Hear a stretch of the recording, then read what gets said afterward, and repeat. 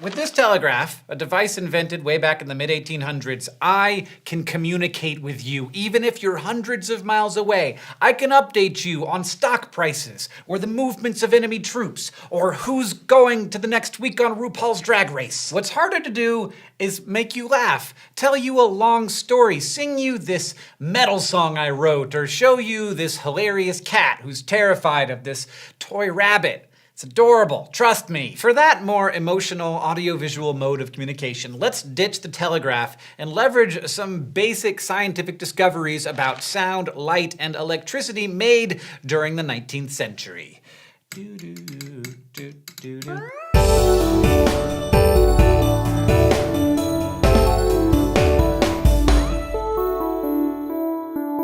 The telephone, invented in the 1860s and 70s, took personal communication to the next level. Both Scottish-Canadian inventor Alexander Graham Bell and American engineer Elisha Gray created working telephone systems in 1876, and the priority dispute between them is fascinating. But the telephone didn't lend itself to popular entertainment. It was a one-on-one technology, not a way of communicating to the masses. So it wasn't until the invention of commercial sound recorders and motion picture cameras in the late 1800s that you could consume the same media as other people around the globe. And for those devices, we need to head back to the Menlo Park laboratory of Thomas Edison, who was, by the way, also working on the telephone. Edison developed the phonograph, which literally means sound writing, in 1877, shortly before the light bulb and electrical power system that made him famous. Maybe Edison was interested in recording, amplifying, and playing back sounds because he was hard of hearing. He might have imagined alternative strategies for recording that hearing people wouldn't have thought of. Edison's team invented a recording cylinder which offered good sound quality.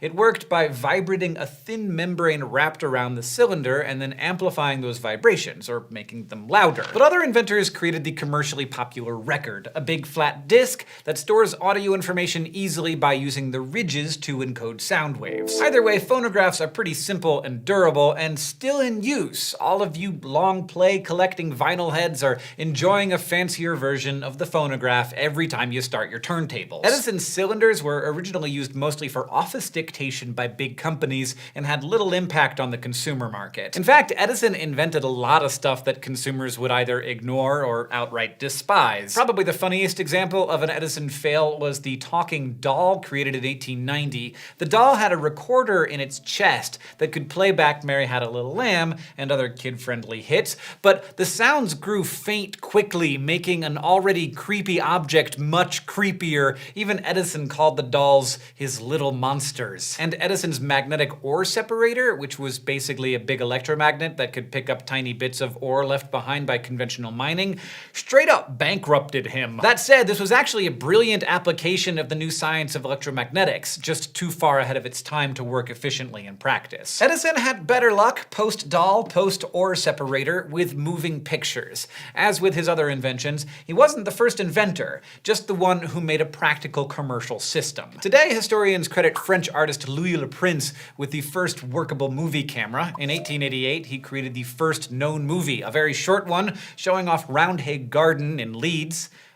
Apparently a very good garden. Haven't seen it myself. Then Le Prince disappeared from a train and was never seen again, so Thought Bubble, show us how Edison made movie magic. As with the light bulb, Edison didn't do the inventing himself, but relied on hiring creative experts. Still, he was the self-proclaimed Napoleon of technology. So in the 1890s, Edison and Scottish inventor William Dixon rolled out the kinetograph, the first motion picture camera, which Dixon invented at Menlo Park. Film movie cameras work by taking lots and lots of photographs, called frames. When they're played back quickly, they give the illusion of motion because the human brain can only process so many images per second before it just gives up. Edison also created the prototype for the kinetoscope, the first device for individual movie viewing in 1891. He debuted his device in Brooklyn in 1893, and in 1895, Edison created the kinetophone, adding sound to his movies via a cylinder phonograph. Edison's early movies were not exactly Oscar-worthy, although perhaps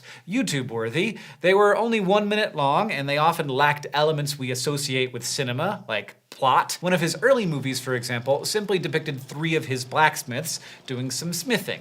Other memorable Edison productions included The Kiss, Fred Ott's Sneeze, Annie Oakley shooting glass balls, Frankenstein, and everyone's favorite, Professor Welton's boxing cats. Most of these were shot in the first movie studio, The Black Maria, which was created at Edison's bigger, newer lab in West Orange, New Jersey. One notable exception was Electrocuting an Elephant, which was filmed at Coney Island, in which the aging elephant Topsy was killed using alternating current. It was sad and weird, and also popular. Thanks, Thought Bubble. Kinetoscope and kinetophone movies took off in saloons, and to Edison this was enough. Movies didn't need to be long or complex. They'd never make any money that way, and besides, people have short attention spans. Other cinematic entrepreneurs had different ideas. Unfortunately for them, Edison was an enormous patent troll. He had the patent on the camera, so he kept suing other movie makers on the East Coast, which is one reason why they kept moving to Los Angeles, the eventual epicenter of the movie industry.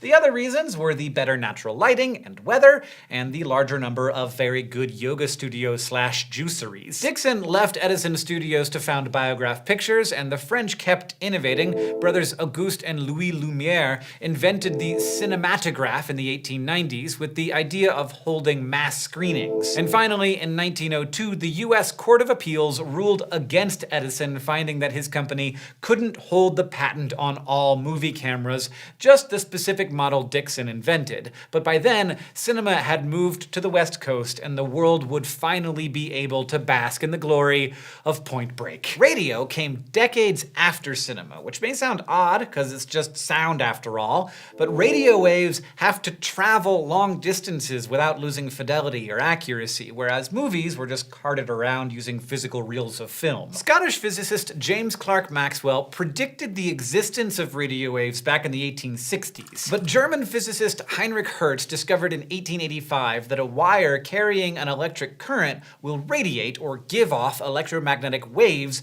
when it's swung back and forth. That is, he made an antenna. Hertz researched the waves that antenna gave off, becoming the first person to show in an experiment how to make and detect electromagnetic waves. His work led directly to the radio. Today we measure the frequencies of electromagnetic waves in units called hertz. Radio waves, the longest type of electromagnetic wave, are measured in kilohertz, megahertz, or gigahertz. Inspired by Hertz's research, a young Italian inventor-engineer named Guglielmo Marconi worked in the 1890s on how to send telegrams wirelessly.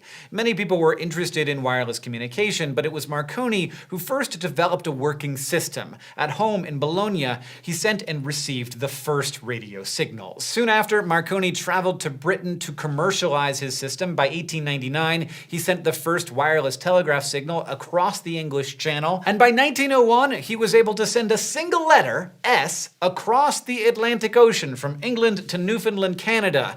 In this humble, sibilant way, radio was born, and so Marconi won the Nobel Prize in 1909. In fact, Nikola Tesla developed a working radio system even before Marconi, but it was Marconi's that took off commercially. That process did take a while. Regular radio broadcasts began in 1920 in Pittsburgh at the 100-watt station KDKA, and the British Broadcasting Corporation created the first radio network in 1922. Radio broadcasts soared in popularity and became profitable thanks to advertising. By 1936, 3/4 of American households owned a radio. Unlike a telephone, a radio worked without laying expensive copper wires, so this invention and the automobile connected cities to rural areas and changed how people consumed music and sports.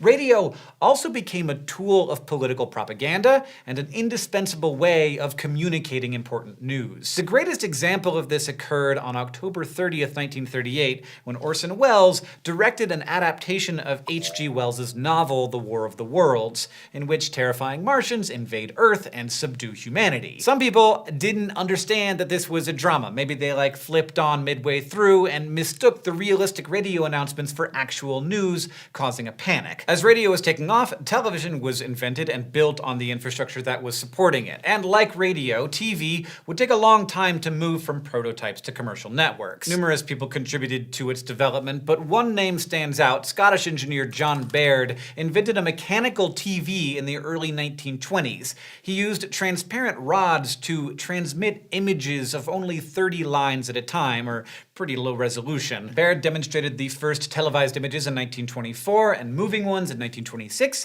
In 1928, he transmitted an image of a human face across the Atlantic Ocean. A year later, the BBC began broadcasting Baird's TV system. He even worked on color TV before 1930, a tech that wouldn't become standard until the 1950s. But in the end, the BBC switched to electronic rather than mechanical TV, adopting a system by Marconi's company in 1936. Still, TV was expensive to produce, and receivers were expensive. World War II caused an intervening distraction, so television didn't take off as an industry until the 1940s. Telstar, the first satellite for global broadcast, was launched in 1962, and then on July 20th, 1969, people all over the world watched as a human set foot on the moon. We'll get to space soon. Think of all of the communications technologies required to enable almost everyone alive to watch the same Super Bowl, World Cup, or Eurovision final. These technologies emerged from intensive competitive corporate research programs.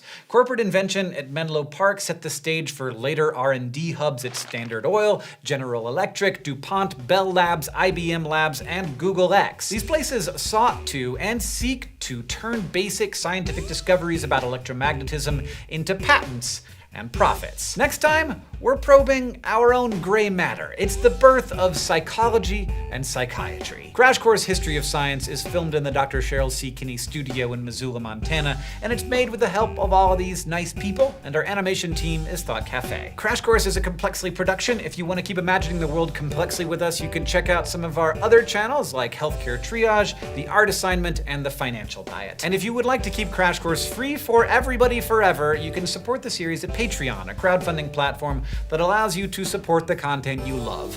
Thank you to all of our patrons for making Crash Course possible with their continued support.